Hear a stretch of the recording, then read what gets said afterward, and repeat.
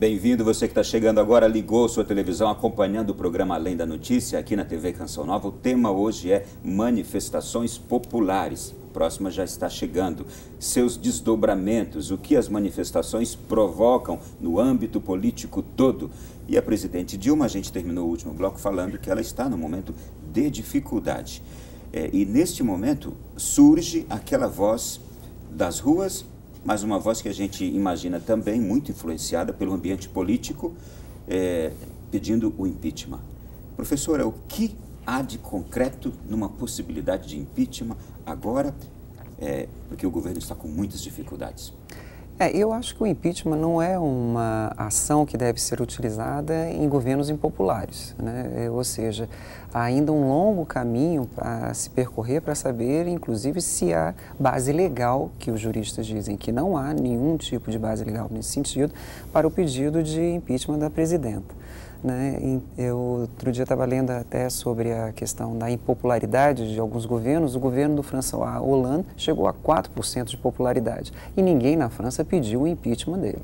Então, ou seja, eu acho que não dá para a gente pensar e banalizar, esse instrumento que é para ser utilizado em situações de bastante instabilidade, de caos e, de fato, comprobatória culpa do presidente ou da presidenta no momento, que não é o que está ocorrendo, Enfim, a gente não tem bases para esse tipo de coisa.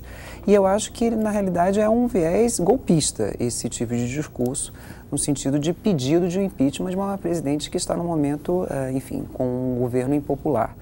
Mas estava se comentando em relação ao governo, o desgaste, e que está gerando um sentimento cada vez maior, então, um detonador dessas manifestações.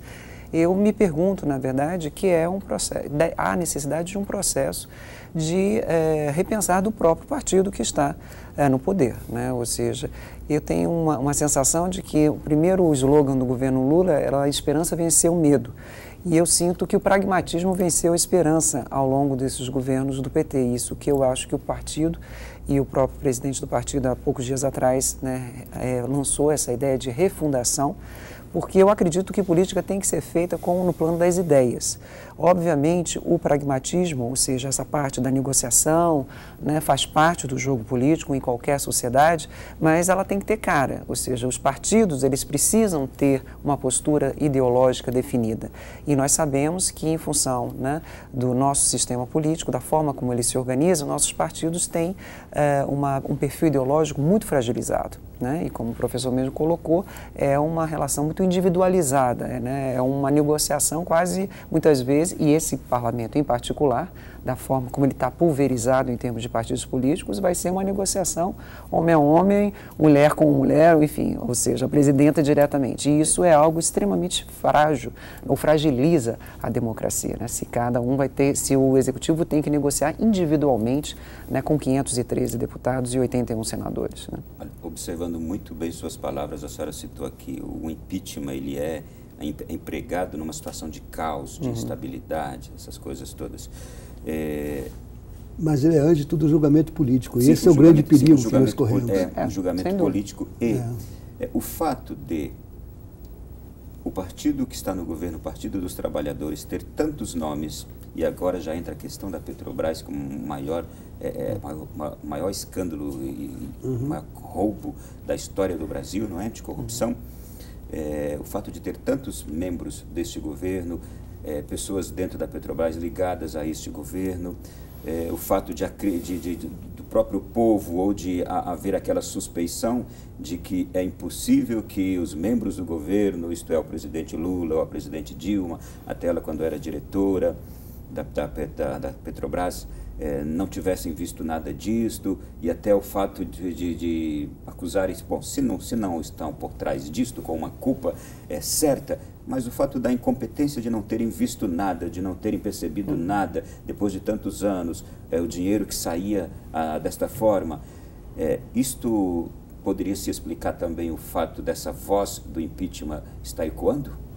Não, certamente, mas eu acho que aí temos que ponderar, né, para um discurso que não seja pautado na paixão, né, num direcionamento maniqueísta da política. Eu acho que esse é um grande problema da política, muitas vezes, exatamente, quando ele não é discutido. Né? Então fica aquela coisa, o certo e o errado, né, de uma forma muito polarizada, e não se discute, inclusive, quais seriam as consequências. Quer dizer, retira-se a presidenta, caso isso fosse, né, legalmente viável. Para quê? Para colocar o seu vice-presidente, que está ligado a um partido que você citou, o próprio Ulisses Guimarães, é uma geleia geral, né, que sempre disse o próprio partido do PMDB, enfim, um partido multifacetado, que tem, enfim, não tem uma proposta clara de governo, né. Nós estamos justamente no momento que eu acho extremamente importante, né, de definição de quais seriam os novos rumos da política brasileira. Por isso é importante que as ruas, né, se manifestem no sentido de precisamos de fato mudar essas regras, mas que, ou seja, então que toda essa energia seja direcionada para um fim específico e não uma reclamação difusa, um incômodo difuso que acaba, enfim, desmobilizando inclusive esse potencial, né, para transformar a realidade do país. Então, enfim, a sua questão em relação ao impeachment, eu vejo que, em termos legais, hoje não é claramente uma perspectiva positiva, a meu ver, né, nesse sentido, para as instituições democráticas do país. E, de outra forma, eu vejo que a questão da corrupção no Brasil não é uma corrupção dos governos petistas, né? Então, há também, como vocês comentaram, movimentos nas redes sociais, há um agora que diz assim, podemos retirar se quiser, que mostra exatamente que a questão da Petrobras começa no governo FHC. Né? E há uma reportagem especificamente comentando e tentando retirar esta relação entre que a expansão ou o início do processo de corrupção da Petrobras começa em 1997 e um jornalista estrangeiro coloca a observação. Podemos retirar essa parte se for de interesse. Então, a gente também tem que fazer uma avaliação de como que essa discussão, é óbvio que é a corrupção, mas como ela vem sendo também mostrada de uma forma muitas vezes parcializada. E eu acho que essa parcialização do processo, você não consegue ver a estrutura, ou seja, que está por trás da reprodução da corrupção no país. Eu acho que é isso que tem que ser enfrentado. Todavia, apenas faço a ressalva.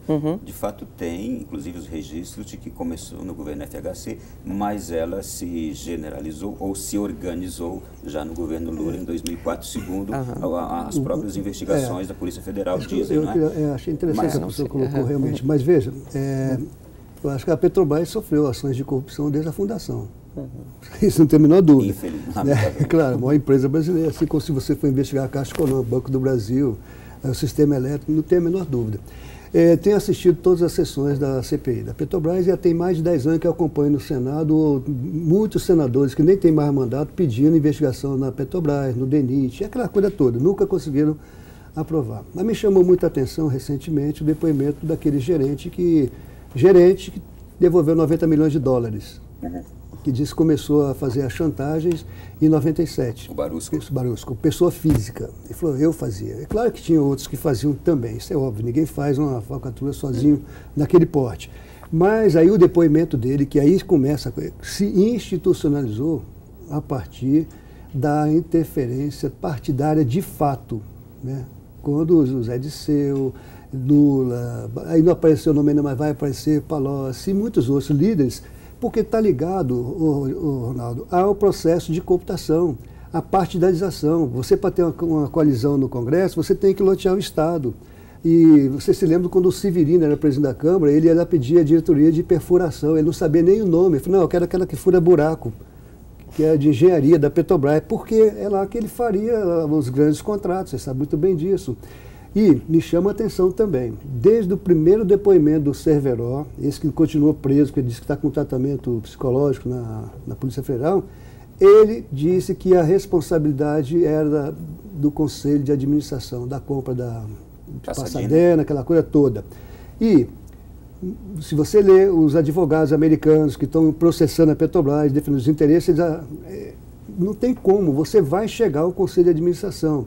Os empresários de grande nome do Brasil já pediram para sair do Conselho de Administração, né, por conta dos efeitos indiretos. Muito bem, e esse é o processo que está acontecendo. A corrupção, ela se institucionalizou e continua até hoje, não acabou não, tá? Tanto que o Sérgio Moro, juiz, ficou assustado de ver que depois que começou a Lava Jato, os caras continuam recebendo dinheiro. As últimas denúncias mostram que o próprio escritório do José Disseu recebia dinheiro quando ele estava na Papuda.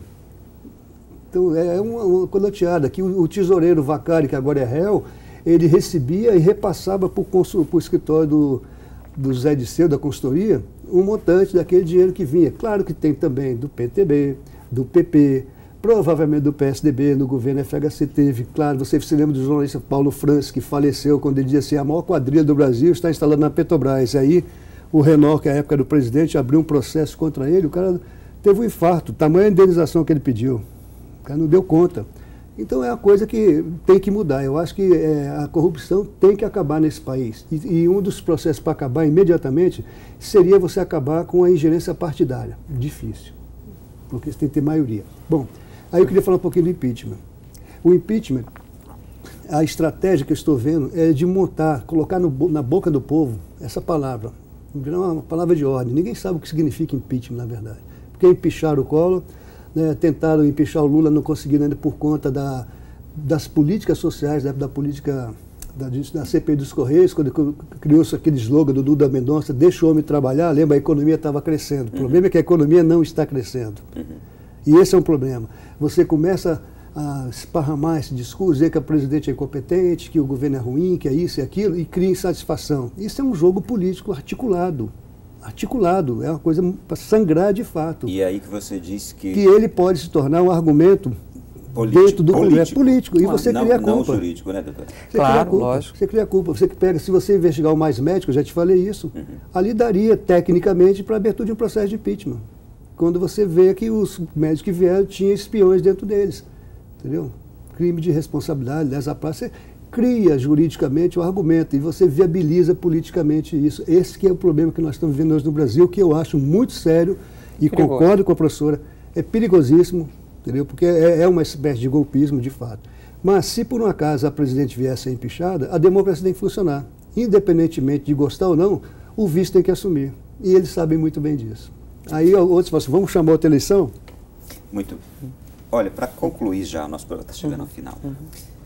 Como a presidente Dilma pode sair dessa situação de dificuldade, tendo o Congresso que tem e tendo os dois presidentes de Congresso hoje que são aliados, entre aspas, dela, não é? É o Renan e o Eduardo Cunha. Qual a sua visão? Eu acho que ela está numa situação muito difícil, né? Tem apenas 3 meses de governo, já um nível de desgaste extremamente elevado, né? Em geral, os presidentes começam, né, o seu mandato, apesar de ser o segundo dela, mas com um nível de popularidade, ou pelo menos de poder, né, que as próprias urnas, né, lhes dão, e ela já está, acho que numa maré muito baixa para início, né, de um governo que ainda tem tantos anos pela frente, né? De qualquer forma, eu vejo em termos imediatos de saída, não sei se seriam saídas, mas, enfim, na minha perspectiva, ela teria que abrir, de fato, para a sua base eleitoral. E, nesse sentido, no caso, em relação ao apoio dessa parte da população que a elegeu, de fato, metade do país, do eleitorado do país que a elegeu. Então, ela teria que voltar, de fato, para um diálogo mais direto, não só com a sua base eleitoral, e se cercar de pessoas para lidar com este Congresso, que particularmente é um Congresso muito difícil para o governo do PT agora, né? Ou seja, é um Congresso basicamente de linha bastante conservadora, pulverizado. Então, eu creio que o diálogo com o Congresso durante os 4 anos de governo dela vai ser muito difícil. E ela tem que se cercar de pessoas que sejam, de fato, melhores no sentido da capacidade de negociação. Disse que a presidente Dilma, ela se cerca de pessoas erradas. Com pouco trato para isso. Eu acredito que sim. Eu acredito que esse é um problema. Porque muitas vezes, talvez ela priorize a confiança pessoal e pessoas de perfil que não, enfim, que não tem um trânsito, né, mais fácil em relação ao Congresso. Mas com o Congresso, particularmente, tão pulverizado que nós temos hoje, nesse sentido mais difícil do que do primeiro mandato, para que ela possa lidar, ela vai ter que cercar de pessoas mais experientes nesse sentido. Esta mesma questão.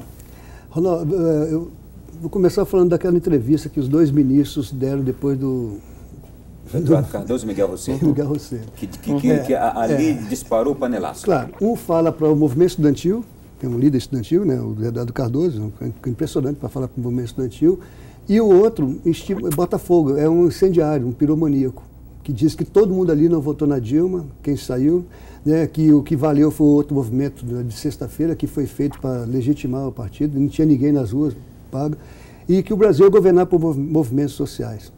É uma visão muito reducionista. O Brasil é muito maior do que os movimentos sociais, o Brasil não tem só estudantes, o Brasil não tem essa crise. Acho que a presidente tem que se descolar dessas personagens, ela tem que abrir mão daquele marqueteiro que é um publicitário muito competente, ela tem que falar para quem o brasileiro entende. O Brasil não foi governado por pais, o brasileiro sempre teve mãe. Ela tem que falar com a família brasileira para ela poder voltar a ter aceitação. Você se lembra que quando ela foi eleita presidente da República, aquela tragédia no Rio de Janeiro, lembra de chuvas e tudo mais? Ela foi até lá, naquele momento a aceitação dela foi imensa. Você viu o desastre que aconteceu na França, estava lá o primeiro-ministro, o presidente da França, o primeiro-ministro espanhol, todo mundo. O presidente Lula jamais visitou a população brasileira. Ela tem um discurso e um jeito de ser fantástico. Ela tem que falar como mulher, mãe que está governando e tem que negociar com o Congresso. Ela tem personagens bons dentro do Congresso. Ela tem que ser mais flexível, ela tem que conversar. O brasileiro não gosta de conversar com o gerente, com o empregado, ele quer falar com o dono. O brasileiro que vai ao banco e quer falar com o gerente, ele quer comprar um carro e quer falar com o dono da concessionária, é da nossa cultura. Ela tem que falar diretamente com a população para voltar a ter aceitação popular, porque ela está correndo um risco muito sério de ficar com aquela tia que ninguém aceita, aquela mulher, sabe, que tem um mau humor enorme, essa coisa toda, e tem que mostrar que o esforço que ela está fazendo é imenso. Quem olha para a presidente Dilma vê que ela está sofrendo muito psicologicamente, o desgaste emocional é imenso, né, porque ela está tentando resolver os seus problemas. Agora, é claro que os seus adversários querem sangrar até o final. Isso é inerente ao jogo do poder. Então, na minha avaliação, ela teria duas ações para ser feita. Ela tem que falar como pessoa para a população brasileira, falar mais com a população, dar mais entrevista, falar mais espontaneamente, visitar a população, ser mais mulher, mais mãe. E, politicamente, ela tem que conversar, ela mesma chamar, entendeu? E negociar, conversar. Você vai se lembrar que o Lula resolvia as crises, o FHC resolvia as crises, você ia para dentro do palácio, você ia com a crise resolvida, crise política que eu falo. Ela tem que fazer isso, não adianta ficar terceirizando. Quero agradecê-los, foi um prazer grande recebê-los aqui, tenho certeza que quem está em casa gostou também. Acho que a gente falou bastante sobre a questão toda. Foi um prazer, professora Débora Messenberg, muito obrigado. Eu agradeço, obrigado. Antônio Flávio Testa, mais uma vez obrigado. Eu que agradeço. Até a próxima, se Deus quiser. E a você que nos acompanhou agora, muito obrigado, tenha uma boa noite, um bom sono, fique com Deus e até a próxima semana. Lembrando que este programa você pode rever na internet, na nossa página no YouTube, no alemdanoticia.net. Até a próxima semana.